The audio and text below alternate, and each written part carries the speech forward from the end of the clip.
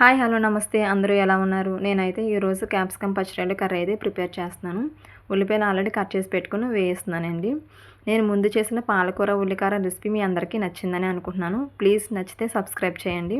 అలాగే దీంట్లోకి పసుపు అయితే వేస్తున్నాను. ఒకసారి కలుపుకున్న తర్వాత మనం వేగిపోయింది అనుకున్నప్పుడు క్యాప్సికమ్ అయితే వేసుకుందామండి.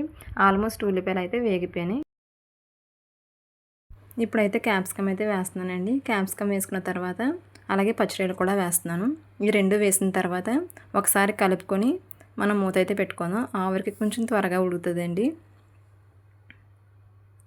ఇప్పుడైతే ఇంకో చూడండి, క్యాప్సికము అలాగే పచ్చిరొయ్యలు కూడా ఆల్మోస్ట్ కొంచెం ఉడికిపోయినాయి. దీంట్లో ఒక స్పూన్ కారం అలాగే సాల్ట్ వేసుకొని ఒకసారి కలుపుకొని కొంచెం లైట్గా వాటర్ వేసుకొని తర్వాత మూత అయితే పెడదామండి.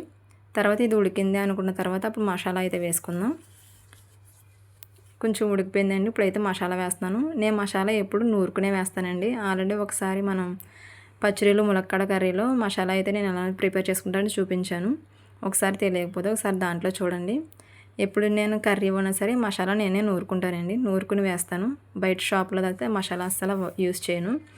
అలాగే కర్రీ అయితే ఆల్మోస్ట్ అయిపోయింది. దీంట్లో కొంచెం కొత్తిమీర అయితే వేస్తున్నాను. కొత్తిమీర వేసిన తర్వాత ఒక 2 మినిట్స్ ఉంచుకున్న తర్వాత అప్పుడైతే స్టవ్ అయితే ఆఫ్ చేసుకోండి. ఫైనల్గా కర్రీ అయితే ఇలా అయిందండి. ప్లీజ్ నచ్చితే సబ్స్క్రైబ్ చేయండి, షేర్ చేయండి, లైక్ చేయండి. Thank you.